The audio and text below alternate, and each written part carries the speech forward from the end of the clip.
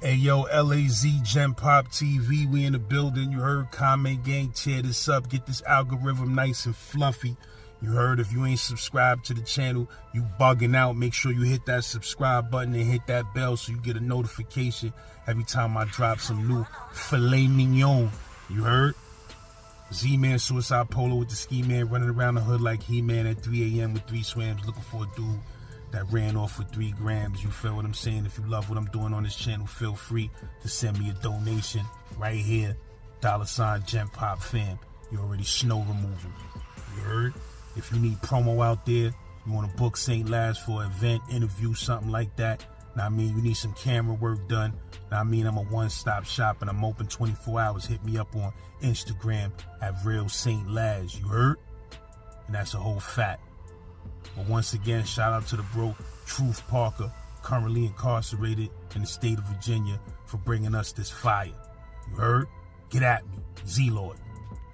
Broadcasted live from New York City. It's the hottest channel on these YouTube streets.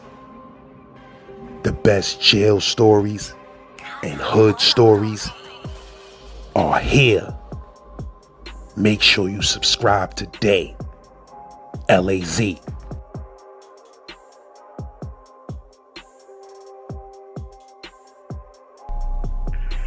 Alright, so this is a story, man, about this group of 3 brothers who was originally from the north side of Richmond, VA, in this neighborhood called Highland Park. Now, these dudes, they would go down in infamy, you know, as some of the most talked about, well-recognized, notorious, and violent criminals probably that ever walked the streets of Richmond. I say that because, you know, they went on this wild, violent, and crazy, murderous killing and crime spree in the streets back in the late 70s. You know, they was actually accused of butchering and beating to death about 12 different people in all, including this chick that was 8 months pregnant, you know, along with her 5-year-old son. I'm talking about these dudes, they did senseless robberies, you know, abductions, homicides, along with violent rapes, and gave out some merciless beatings. You know, it was all a part of their terrorizing spree. And all these killings, you know, they actually happened in like a short span of about 7 to 8 months. Not only that though, you know, after they finally got caught and captured and convicted, you know, they received multiple life sentences for some of the crimes. And then they also received multiple death sentences for others. They were sent to death row. But 2 of the brothers, you know, along with a few other inmates that was on death row, they actually managed to take over their unit and make a crazy-ass escape from what would be known as one of VA's highest security prisons at that time, called Mecklenburg Correctional. Now, they did, however, wind up getting, you know, caught and recaptured soon after that. The state of VA, they ain't waste no time strapping them boys to the electric chair and killing them at that point. You know, one of the brothers, the youngest of the 3, and the only one who didn't receive the death penalty, he's actually still alive to this day, and he's serving out a life sentence for his role in all of it. Now, you already know, man, I'm gonna break this whole shit down for you, so, you know, if you're familiar with the case, cool. You're probably gonna remember a lot of the details that I'm about to get into, but if not, you know, and this is brand new to you, let me just warn you beforehand that, you know, this is definitely one of those stories, man, that's heinous and gut-wrenching, you know, and heartbreaking, and seemingly senseless, you know, for the most part. The type of story that I really hate the fact that it's a true story, you know what I mean? Be that as it may, though, you know, it's certainly a memorable part of Virginia crime history, so, you know, it's only right that I dive into it, man, and give you the play-by-play to the best of my ability. So, with all that being said, you know, this is a story of Linwood Earl, James Darrell Jr., and Anthony Ray, better known to the world as the Briley Brothers, or the Briley Boys, as they would sometimes be called. Now, let me first say this, you know, to clear something up before I even get started, because, you know, all this shit happened when I was a real small child, you know, way before I even started visiting or even made my way towards Virginia. You understand what I'm saying? But, this is and always has been, you know, one of those stories that's been passed around and talked about and debated, you know what I mean, ever since the first time I ever stepped foot in Richmond and even started dwelling in the streets of the underworld out there. I mean, as long as I can remember, you from being in the presence of some of Richmond's most well-known gangsters and big shots and big timers, the Briley Brothers' name always rang bells. Not to mention in the jails and the prison system too, especially. The brothers' names are really held in high regard, amongst the criminal population from each and every part of Virginia that you could ever possibly think of. And whether that's good or bad, everybody heard stories about the Briley boys. That's a fact. Now, let me also make mention too of the fact that I personally had the opportunity, to actually meet and talk to and spend time around and kick it with and work out with the youngest brother, Anthony, who actually goes by the name Bebe. When we was both housed at Powhatan State Prison. At that time, he lived only a couple cells down from mine. So we was in the very same pod together for maybe almost like a year or so. He was actually working in the inmate kitchen at the time. But as far as when he wasn't at work, we'd talk, we'd rec together. We shared the same day room, same phones, went to commissary together, shared the same showers, all that type of shit. Actually, when he was finally transferred off the compound due to getting caught up in some small-time drug and contraband operation that was going on there, I was actually placed in his old cell. And I wound up staying in that joint for probably about another 3 or 4 years after he left. That was until I finally got transferred out of there. Now, the brothers, they was all about 2 years apart in age difference. Bebe, he was like 19, 20 years older than me. And as I said, he was the youngest brother of the three. A lot of people don't know it, but they actually got a whole nother brother too, who's the oldest of them all, but he wasn't around, when they went on their little crime spree or whatever. He didn't take no part in it, so you don't ever really hear nothing about him.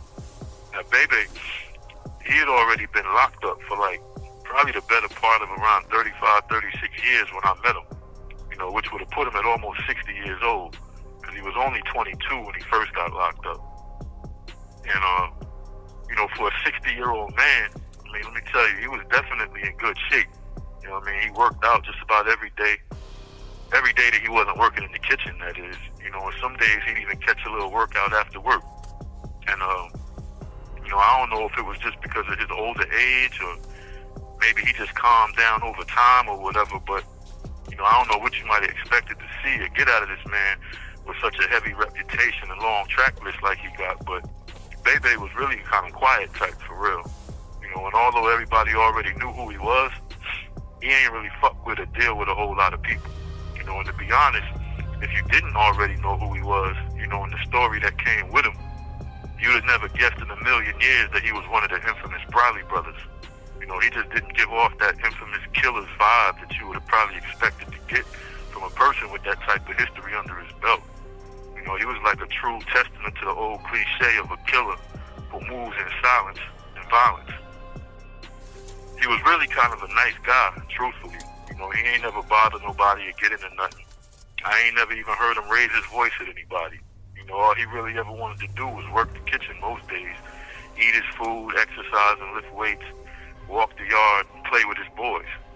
Yeah, you heard that right. I said play with his boys. I'm talking about young homosexual men, both in and out the closet. It ain't no secret. Bebe was an old school booty bandit, for sure. That's a fact. Everybody knows that. Now, I say old school because, I'm quite sure he's been that way for a long time up until that point. The thing about it is, and I'm not just singling him out because, this actually goes for all the old school bandits that's still in the system these days. And trust me, it's a lot of them. But times have definitely changed, though, from the days when they used to walk around with knives and shanks, raping and having their way with young niggas and taking ass in the showers. Nowadays, there's so many homos in prison that a lot of them just be giving it up to the bandits freely, like that's their thing. I probably need to wind up doing a whole story on the whole booty bandit topic down the line sometime, just to kind of clear the air and squash the rumors and inform y'all of what really goes on nowadays behind these closed doors when it comes to all that. But this just ain't the time right now. I was just making a reference to Bebe and what I know about him personally. Make no mistake about it, though. Booty bandit and all. At the end of the day, that nigga's a stone cold killer. Him and his brothers. Don't ever get that shit twisted. So look, as far as how the story was told to me, Linwood, who was the oldest out of the three, he wound up catching his first body all by himself in January of 1971 when he was only 16 years old. Now, apparently he killed his neighbor. You know, this was an old 57-year-old lady that was outside in her yard hanging up some clothes on a clothing line out to dry. Apparently, Linwood, he was home alone, you know, perched up in his bedroom window of the family's house, playing with some kind of small caliber rifle, taking target practice at different things, when he decided for whatever reason he was going to take aim at his neighbor, and he shot her while her arms was raised up while she was hanging up the clothes. So the small bullet kind of hit her in the underarm. You know, it must have traveled straight to her heart. She died right outside her house that afternoon, collapsing in the grass. Now, what's crazy about that shooting is, you know, it actually went unnoticed. You know, it wound up being at the viewing of the body when someone from the family kind of noticed a small bloody hole in the side in her side, you know, under her armpit, and asked the funeral director to re-examine the body.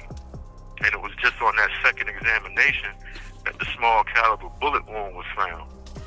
You know, and then upon further investigation, it was determined that the trajectory and the direction of the bullet came from the Briley home. So after they searched the house, you know, they wound up finding the murder weapon. And Linwood, he soon after confessed to killing the lady.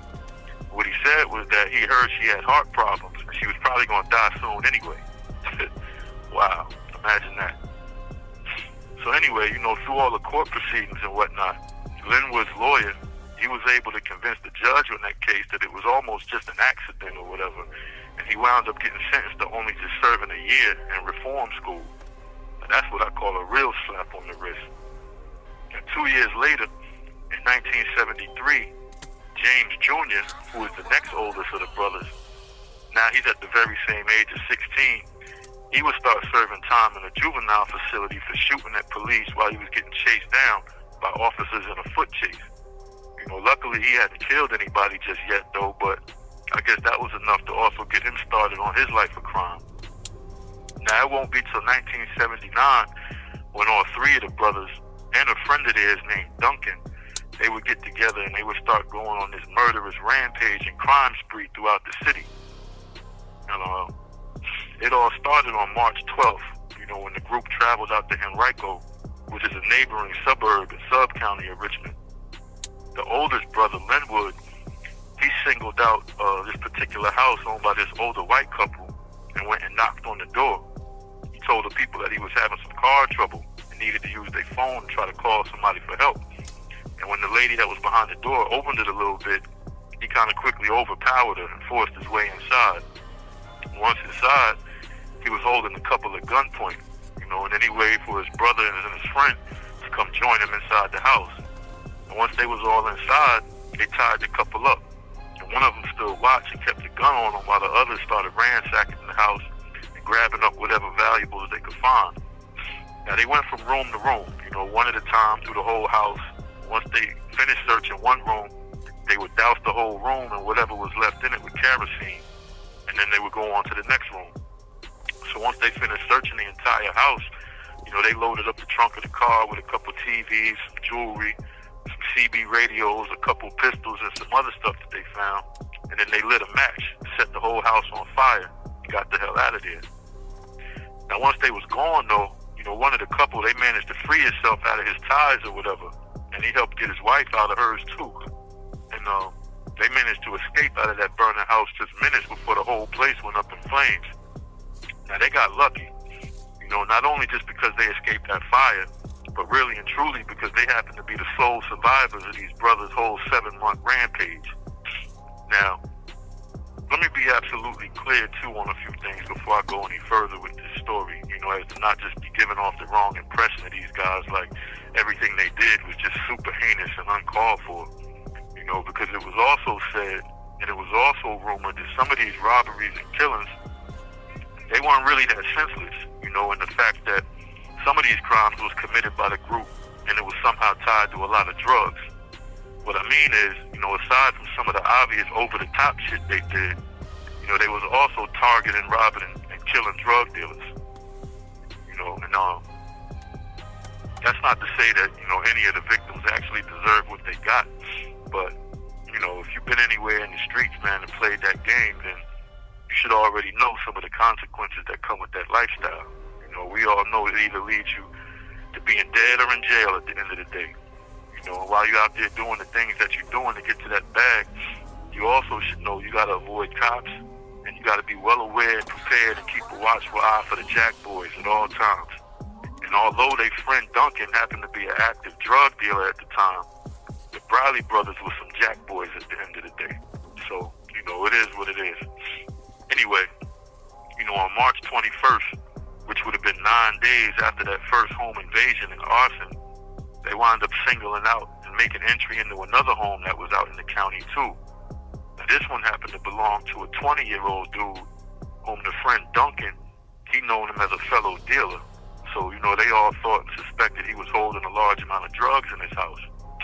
So they wound up making their way in, you know, tying him up, beating him up real bad, torturing him with all kinds of little household objects, including the clothing iron, you know, trying to get him to talk and come off whatever money and packages that he was holding on to. Now, it's unclear, you know, if they ever got anything out of him, but what has been documented, though, is that they wound up shooting him in the head, killing him and leaving him right there in the house, slumped.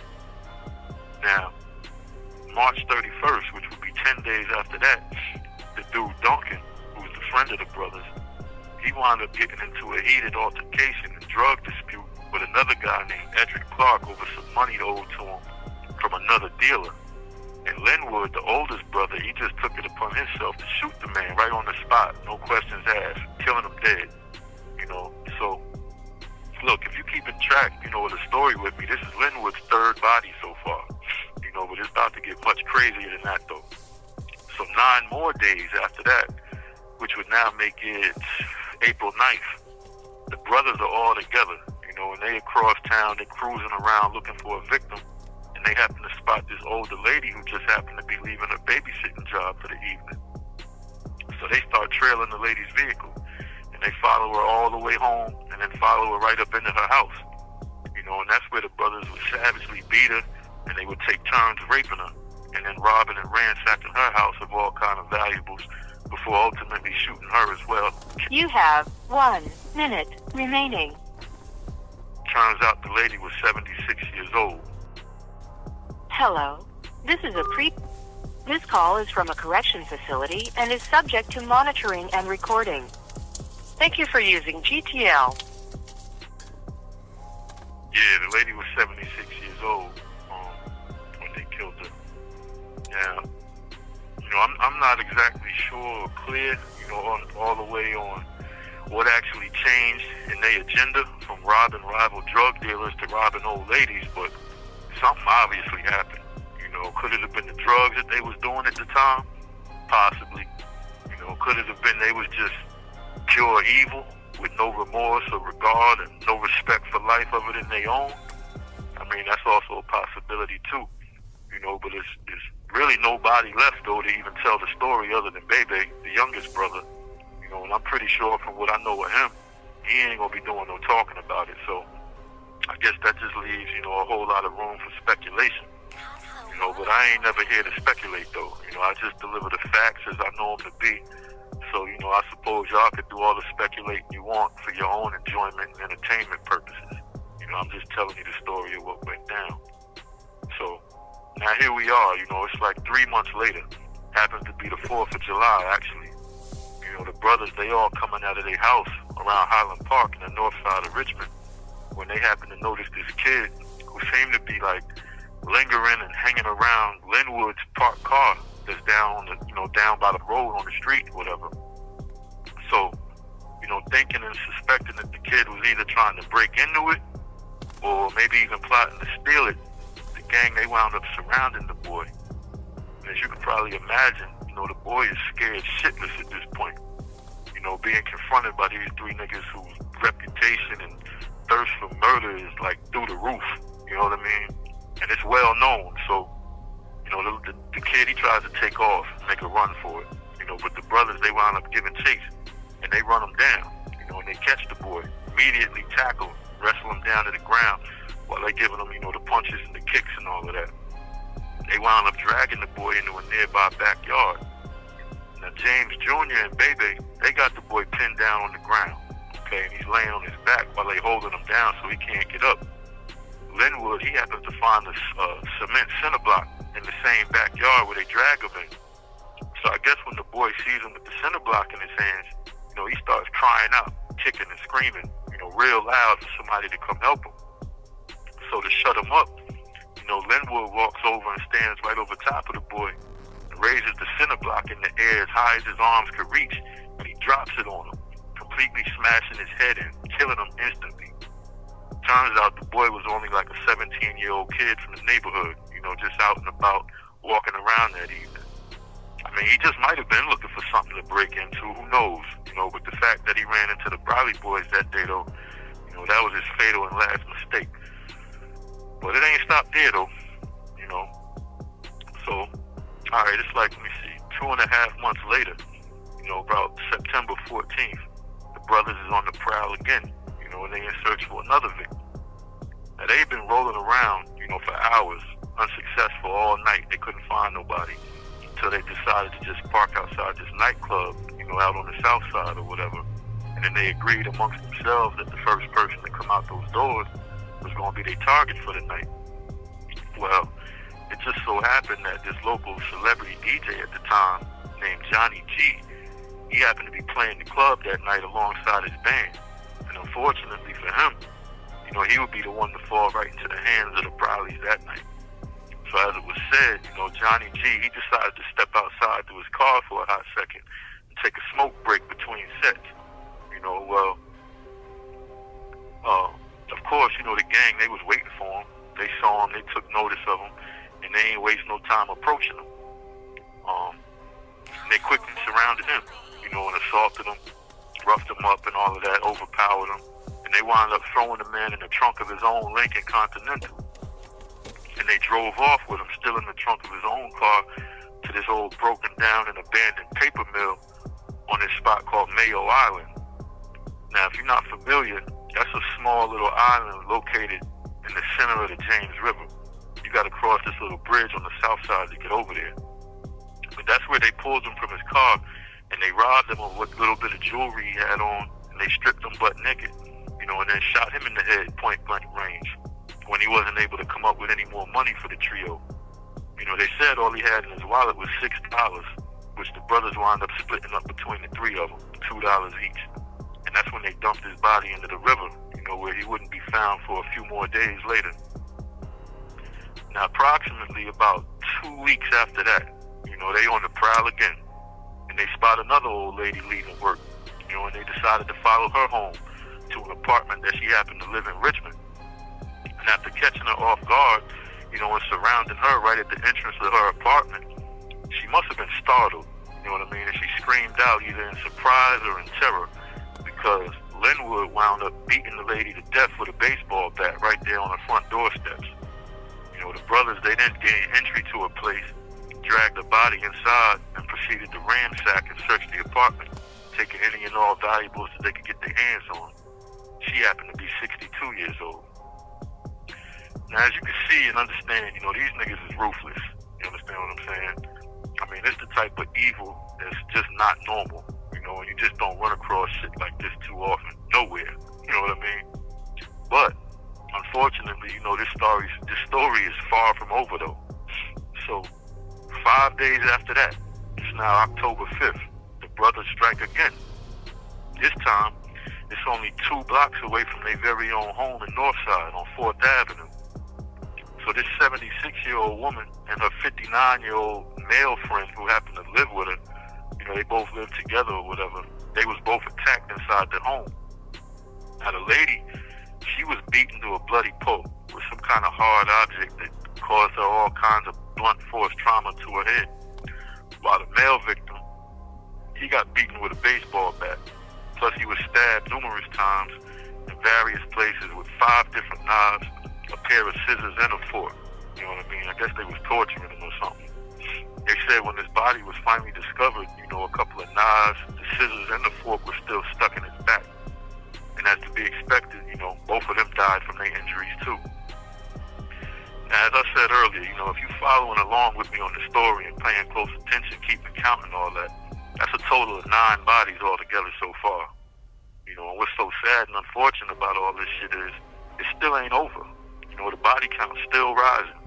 These dudes was actually still roaming the streets at this point and able to still take lives and inflict pain and cause terror. That's what's crazy to me. So anyway, man, the next set of victims, they actually happen to be some longtime friends of theirs.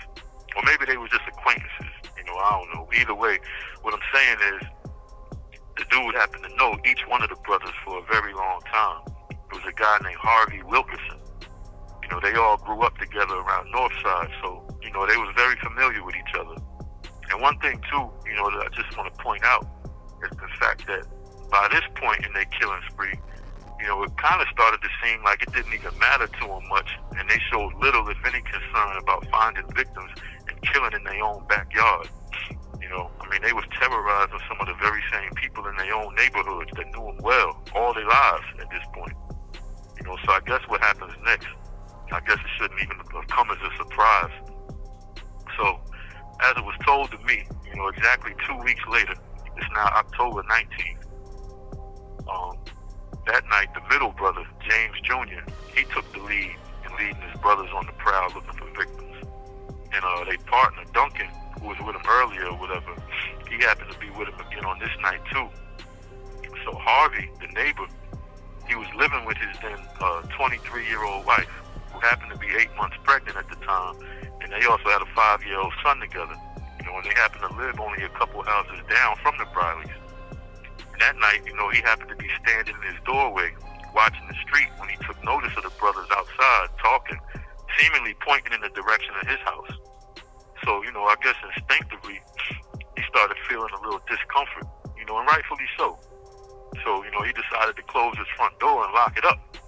Well, that was instantly noticed, and recognized by the group. And they decided they was going to walk over to Harvey's porch and knock on the door. At this point, I suppose dude was more worried about the response that would happen if he didn't open the door for the Brileys. So he wound up welcoming them in. Unfortunately for him, all hell would be unleashed on him and his family just for that friendly gesture. So the gang, they quickly came in, and they overpowered the couple in their living room. They immediately bound and gagged them both with duct tape and tied up the little boy. The wife, she was then dragged into the kitchen by Linwood, where she was severely beaten and savagely raped, while all the others watched and listened from the next room.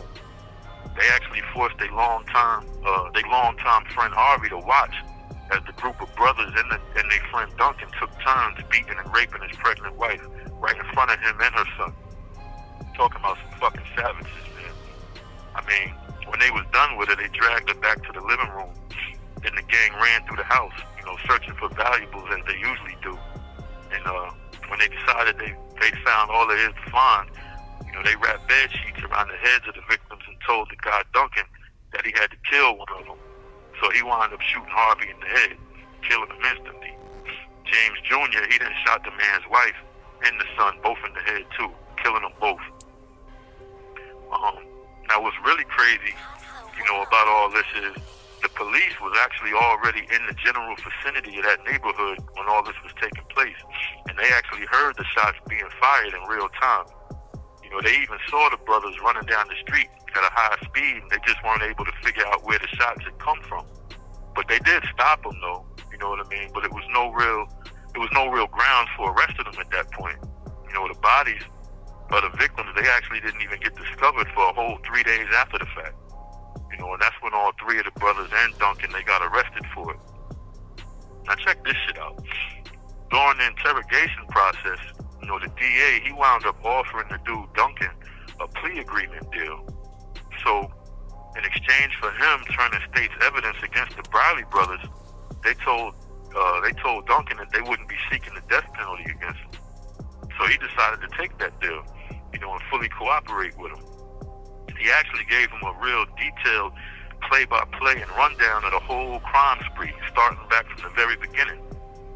So in exchange for his help and testimony, in prosecuting the brothers, and under the agreement that they made with him, he wound up receiving a life sentence plus 80 years, which in all actuality back then in 1980 would have made him eligible for parole in about 12 to 15 years. On top of all that though, He was also given a whole new name and identity, and he was housed in an out-of-state prison somewhere far, far away from Virginia, where the Briley brothers would never see him or ever come across him. Ain't that some shit? Well, as far as the three brothers go, of course, they got prosecuted to the fullest extent that the law allows. For Anthony, Bebe, the youngest brother, he wound up being convicted of 4 counts of first-degree murder and received a life sentence plus 119 years with parole eligibility, though. He wound up avoiding capital murder charges and the death penalty because it couldn't be proven that he personally committed any of the murders himself, because of what they said was his limited role in all the killings. Now, the other brothers, Linwood and James Jr., they both received multiple life sentences for most of the murders during the spree, but they also got several capital murder charges too, stemming from the abduction and the murder of the DJ, Johnny G, and for the murders of Harvey's pregnant wife and her 5-year-old son, which ultimately, resulted with them getting multiple death sentences as well. So, after being sentenced, they was both sentenced and both sent to be housed on death row at this prison called Mecklenburg State Penitentiary, where they would wind up only spending the next 4 years. Why only 4 years? Well, that's because on May 31st, 1984, Linwood and James Jr., they both became the prime ringleaders of a 6-man team of inmates that decided to use precise and coordinated efforts, to overpower and take over their wing and unit on death row, ultimately allowing them to make an unbelievable and daring escape. I'm talking about some straight out the movies type shit. You understand what I'm saying? These dudes was the absolute truth. I'm talking about the real deal. Make no mistake about it. And just to be clear, I'm not glorifying none of the shit they did. Again, I'm just giving y'all the facts. Now, it was said, that during the very early moments, the very beginning of the takeover, both the Briley boys had expressed a strong want and an interest in killing all the captured guards by dousing them with rubbing alcohol and lighting them on fire and watching the pigs burn. That was their exact words. Ironically, though, it was another death row inmate named Willie Lloyd Turner, who himself had been convicted of murder. He stepped up and got in James Jr.'s way, and he didn't allow him to put that plan in effect. But don't you know, though, the state still executed Mr. Turner down the line in May of 1995 by lethal injection. And then another act of heroism during that melee was demonstrated by another death row inmate named Wilbert Evans, who happened to be convicted of killing a city sheriff's deputy in Alexandria, Virginia. He actually stopped Linwood Briley from raping one of the female nurses during all the madness. And, he himself was still executed by the state in October of 1990, despite all kinds of pleas and clemency and testimonies and confirmation statements from numerous guards and staff and their families that said if it wasn't for him, they would have most surely been killed at the hands of the Brileys during that escape. I just thought I'd add that little bit of info in there, just to show that there is some compassion and goodwill left in some folks, even after committing some of the most serious crimes against humanity. A lot of folks probably do deserve a second chance. And in this case specifically, under the circumstances, I definitely feel like those two guys' sentences could have at least been commuted to life behind bars. But the governor at that time, Douglas Wilder, who also happened to be the very first black governor of the state of VA, he denied all their clemency attempts. A piece of shit. I should probably do a story on his ass soon too, just to kind of expose all the damage he's done in our own communities during his reign as governor. A lot of folks, they tend to think and be under the impression he was a great leader just because he was the first black man in the governor's seat. But he was really a piece of work though. Y'all should really do some research on him. He's actually the one that implemented Project Exile. And if you're from VA, I know you know what I'm talking about. That was the law that gave people 5 years flat federal time for just possessing a firearm, no exceptions. It's a whole lot more though that I ain't even gonna get into right now. I'm gonna definitely speak on it again though at a later date for sure. Let me get back to this wild ass prison break though. So in all, like I said, 6 death row inmates, they wound up escaping that day. So I'm sure you could imagine what kind of high alerts the authorities was on in that very moment. You know, you're talking about a group of 6 stone-cold killers, rapists, and criminals convicted to the highest degree with absolutely nothing to lose. You know, so the group's initial plan, you know, was to try to make it to Canada. 2 of the escapees, they actually made it as far north as Vermont before they got recaptured. The brothers, they wound up separating from the others in the group though, and they wound up landing in North Philly, where they tried to go hide out with one of their uncles. They managed to stay gone, hidden for almost like 3 weeks, you know, but eventually they was relocated, recaptured, and on June 19th, you know, due to the coordinated efforts and I guess meticulous surveillance and wiretaps on their uncle's phone, it led the authorities right to him. You know, so a heavily armed squadron of officers and agents, along with the FBI and all the other agencies, partnered up, you know, and coordinated to take them. And the brothers were taken into custody once again without incident, you know, and eventually sent back to VA to face their fate. Now, long story short, you know, all their appeals and their clemency attempts, you know, kind of fell short and was ultimately denied. So both Linwood and James Jr. were put to death by the electric chair at the Virginia State Penitentiary in downtown Richmond, better known as the infamous Wall. Now, Linwood, he was killed on October 12th, 1984, which was only like 4 months after they was recaptured. You know, and then his brother James Jr., he was executed on April 18th the following year of 1985. Now, ironically, you know, they both maintained their innocence to the very last moments of life, with Linwood's last words to the spectators watching him were, "I am innocent." You know, while in James Jr., in his final moments, he just looked around at the spectators and asked them twice in a real loud voice, "Are you happy now?" As for Bebe, though, you know, to date, all his applications for parole have been denied by the state parole board. And I mean, come on, you know, let's be honest. He'll probably wind up spending the rest of his natural life here behind these walls. Real talk. You know, from what I've seen over the years, and what I know about the Virginia injustice and parole system, you know, it's highly unlikely that he's ever going to see the streets again. You know, even though it was never proven in court that he ever committed any of the murders himself, just because his last name is a Briley, you know, he ain't going to never get a fair shake. That's a fact. I mean, I would never tell him that. You know what I mean? Keep hope alive, but seriously, like, I really doubt that'll ever happen for him.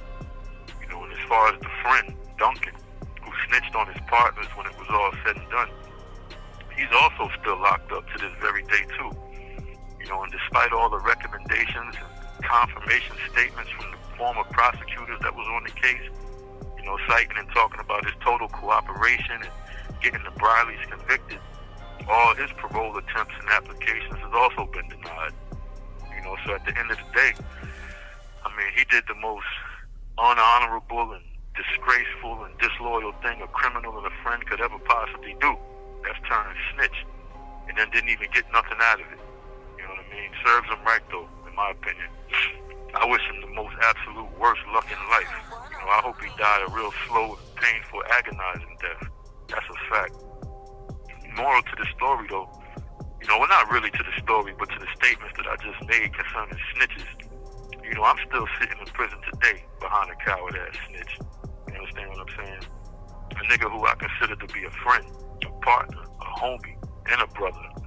You know, I held this dude down on many occasions, bust my ratchet, put my neck on the line numerous times for this dude. You know, invited him in my house, had him around my family plenty times, made a ton of money with him, held him down when he needed it, looked out for him when nobody else could, put him on when nobody else would. You know, considered this dude to be like a brother from another. And at the end of the day, this nigga pointed his finger at me, man. Tried to put me away for life. All the escape probably would have been a little 10-year bid or some shit that he messed up on, you know, that I ain't even have nothing to do with. Let me reiterate what I just said. I said this nigga tried to put me away for life over a 10-year bid that he would have probably only did like 7 on. And then on top of that, you know, he probably would have looked for me to hold him down and take care of him and his family the whole time. And to be honest, you know, I would have. No questions asked. That's just the type of dude I am. You know, but here we are. You know, the love is just not reciprocated, man. And the niggas you think is keeping it the realest with you, a lot of times could be the absolute fakest with all kinds of hidden agendas. You know, that's what's going on these days, man. Niggas got hidden agendas. Anyways, enough of that. You know, I could sit here and rant for hours on that topic. But I'm happy to be at the very tail end of this bid, though. You know what I mean? It's damn near over, and I still got a great life to look forward to. You know, so my head is in the clouds, my nigga. It's all up from here. So look, you already know, man. Shout out to all my peoples, you know, who've been down with me from the very start and have proven without a shadow of a doubt, you know, what it is between me and you. I ain't gotta name no names for that. You know, y'all should already know who you are. Shout out to all my partners and comrades still stuck behind these walls too, fighting the good fight and trying to make it home. Shout out to all the good brothers that already made it home. You know what I mean? Still out there fighting the good fight for us all still stuck in here. And as always, you know, lads, man, shout out to you too, man. You already know what it is. But shout out to all your listeners, you know, and your viewers and followers too. Because if it wasn't for y'all, I probably wouldn't even be doing this shit for real. Now, don't forget to check out my podcast, you know what I mean? Truth Beyond These Walls. It's available on every major music streaming platform. And holler at me on the gram too at Truth Beyond These Walls. Also, you know, if you haven't yet or you still would like to, you could also donate or make a contribution, you know, of a $1 on Cash App to the Truth Parker Fund. All one word, no spaces. You know, I most certainly appreciate each and every person that's already taken the time to show me some love, whether that was sending me something to the app, leaving a comment on my stories, or just sending me an email or message directly. You know what I mean? Keep it coming. Anyway, y'all, this your man, Truth Parker, man. Big OAP representative, Black Mob Boss Ties, you already know. Jersey to VA all day. Holla at your motherfucking boy, man. One.